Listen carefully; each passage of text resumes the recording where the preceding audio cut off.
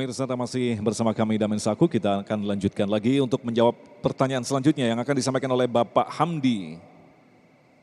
Silakan Pak Hamdi. Assalamualaikum warahmatullahi wabarakatuh. Yang kami hormati Kiai kami semua. Ini saya agak gemetar depan Kiai ini agak ampura. Maaf, ada yang bisa kami tanyakan. Yang pertama berkaitan dengan nuzulul Quran, di mana tengah masyarakat kita ada orang merayakan atau memperingati nuzulul Quran tanggal 17 Ramadan, dan ada pula yang mengadakan di tanggal ganjil 21 ke atas. Lalu bagaimana Al-Quran itu sebenarnya diturunkannya dari Lauhul Mahfuz sampai ke langit dunia lalu ke bumi ini. Satu. Yang kedua, kami juga minta penjelasan tentang kalimat wal auha yang terdapat dalam Al-Quran yang bisa disenarkan kepada, kalau tadi ilan nahli, sedangkan wahyu itu diterima oleh para nabi. Bagaimana cara memahami tentang kalimat auha jika disandarkan kepada selain nabi? Terima kasih. Wassalamualaikum warahmatullahi wabarakatuh. Assalamualaikum warahmatullahi wabarakatuh. Silakan Kiai Syarif. Bismillahirrahmanirrahim. Rasulullah pernah ditanya, mengapa engkau pada setiap hari Senin berpuasa? Beliau menjawab, fihi wulidtu wa fihi unzila alayya. Karena pada hari Senin aku dilahirkan dan pada hari Senin untuk pertama kali Al-Quran diturunkan. Ini mengandung isyarat disyariatkannya memperingati dua. Satu kelahiran Nabi, yang kedua nuzulul Quran. Dah, itu gak usah diperdebatkan lah. Kapan turun Al-Quran? Kok orang ada yang mengadakan peringatan tanggal 17? Tadi sudah disampaikan bahwa Al-Quran turun itu pada malam Lailatul Qadar sekaligus minal lauhil mahfuz ila sama'id dunya. Kemudian diturunkan kepada Rasulullah secara bertahap, munajjaman, startnya pada tanggal 17 Ramadan. Jadi yang diperingati oleh umat Islam sekarang ini adalah peringatan nuzulul Quran sampainya kepada Rasulullah. Bagaimana dengan malam-malam ganjil? Malam-malam ganjil itu adalah malam Lailatul Qadar, karena Nabi pernah mengatakan carilah pada 10 hari terakhir di malam-malam ganjil. Walaupun ya, ini kenapa harus cari tiap malam 21, 23, 25, 27, 29? Karena kita ingin masang jaring, jangan mancing. Kalau mancing kan cuma 1 hari. Gitu. Walaupun saya sendiri kalau ditanya misalnya mana yang lebih pas untuk Lailatul Qadar, saya lebih mantengnya malam 27. Dengan beberapa i'tibar, karena Al-Quran itu punya isyarat. Isyaratnya apa? Lailatul Qadar itu hurufnya ada 9. Disebutkan 3 kali. 3 kali 9? 3 kali 9? Kemudian surat Al-Qadar itu ada 30 kata, 30 kalimah. Nanti ada kalimah hiya yang artinya Lailatul Qadar, tubinya Lailatul Qadar. Dia adalah kata yang ke-27. Nah, itu makanya saya berkeyakinan bahwa, dan ini yang diambil oleh mayoritas ulama, malam Lailatul Qadar adalah malam 27. Itu kalau takut atau malas pasang jaring, saya mancingnya di malam itu biasanya. Subhanallah. Baik, selanjutnya kami persilakan Ibu Yenti. Ada Ibu Yenti? Baik. Akan dijawab oleh Kiai Misbah. Silakan. Assalamualaikum warahmatullahi wabarakatuh. Saya Ibu Yenti dari Cengkareng. Saya mau bertanya dengan Pak Kiai. Ketika sebelum bulan Ramadan saya membaca Al-Quran belum khatam. Maka saya mohon penjelasannya, apakah ketika di bulan Ramadan itu saya memulai awal lagi atau saya lanjutkan. Nah yang kedua, kita membaca Al-Quran lebih bagus yang mana? Melalui Al-Quran suci, kitab suci Al-Quran, atau melalui HP. Mohon pencerahannya. Assalamualaikum warahmatullahi wabarakatuh. Salam, silakan Kiai Misbah. Terima kasih Ibu, kalau sudah membaca Al-Quran sebelum Ramadan sudah baca tapi belum hatam, lanjutkan itu.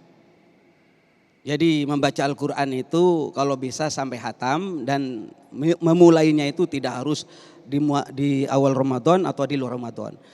Sebelum Ramadan kalau sudah baca, lanjutkan, hatamkan di bulan Ramadan.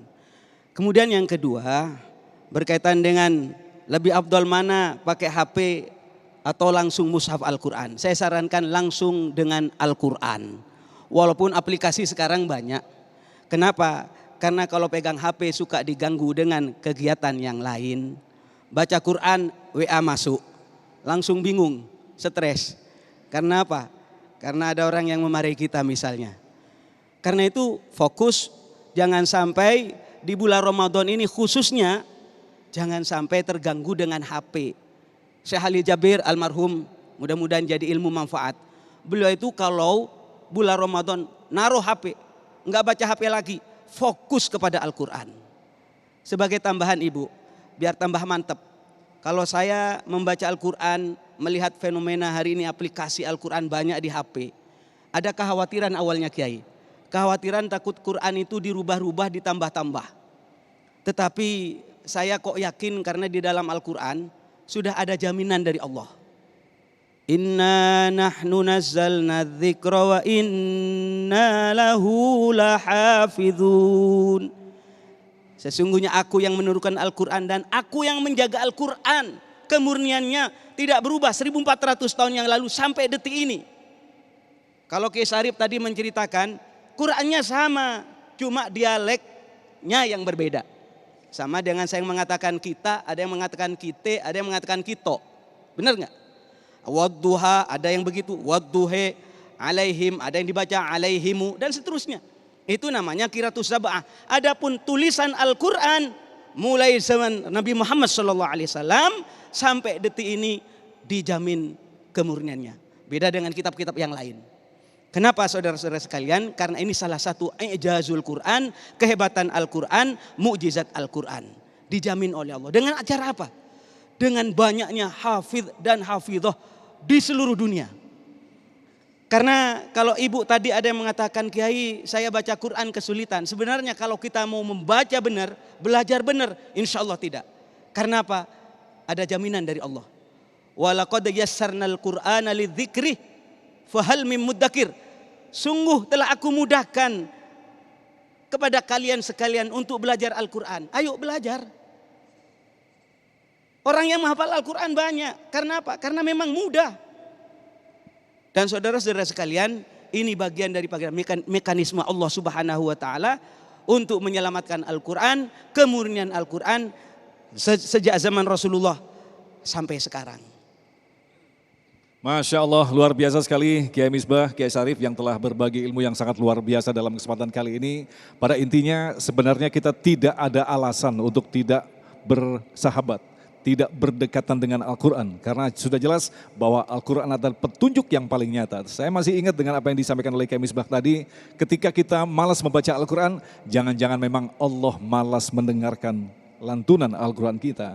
Ketika kita malas bersalawat, jangan-jangan memang Rasulullah tidak butuh dengan salawat kita. Na'udzubillahi min dzalik.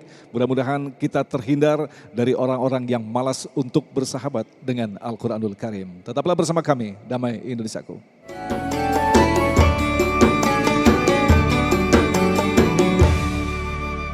Pemirsa yang dirahmati Allah, Damai Indonesiaku untuk kesempatan hari ini, dan sekali lagi saya ingatkan kepada Anda bisa mengikuti program Damai Indonesiaku secara live selama bulan suci Ramadan. Anda bisa mengikuti setiap pukul 13 hingga pukul setengah 3 sore. Akhirnya saya Agung Izul Haq dan kerabat kerja yang bertugas serta pendukung acara ini, Sarung Wadimor tentu sarung kita, mengucapkan terima kasih atas perhatian Anda. Assalamualaikum warahmatullahi wabarakatuh.